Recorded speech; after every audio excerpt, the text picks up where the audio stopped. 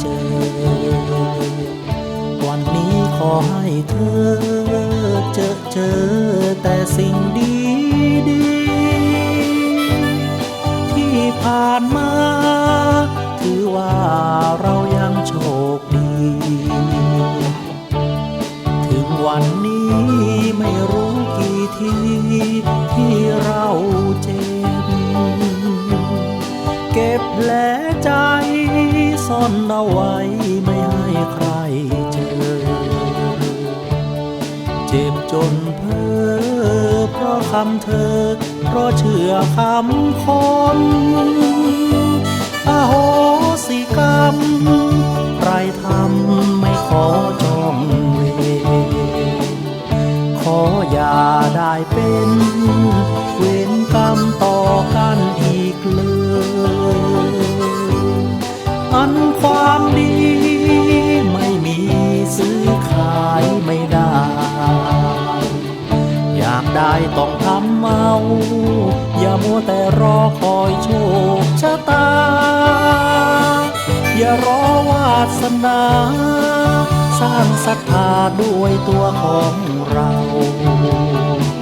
ชีวิตมีสุขมีเศร้าคลาเคล้าความชั่วความดี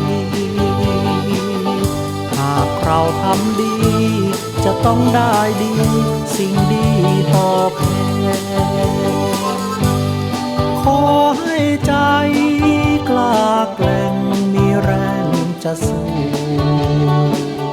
เสียงคนลบหลู่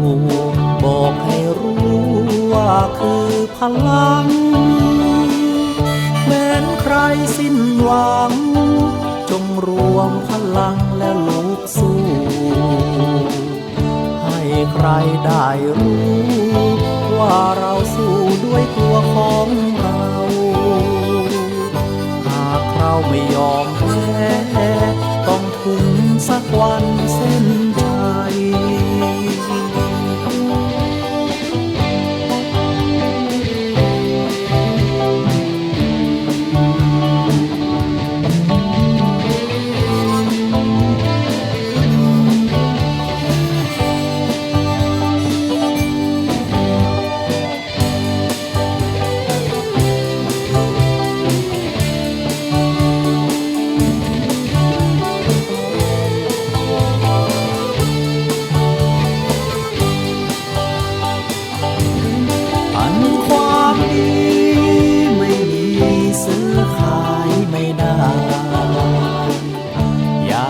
ต้องทำเอา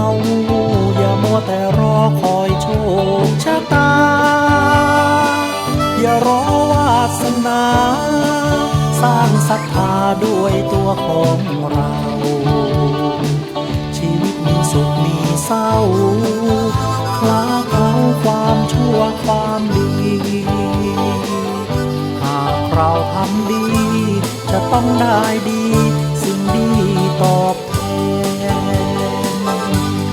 ขอให้ใจ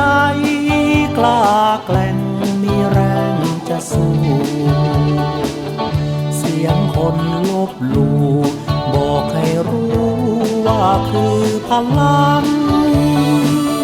แม้นใครสิ้นหวังจงรวมพลังและลุกสู้ให้ใครได้รู้ว่าเราสู้ด้วยตัวของเราหากเราไม่ยอมแพ้ต้องถึงสักวันเส้นชัย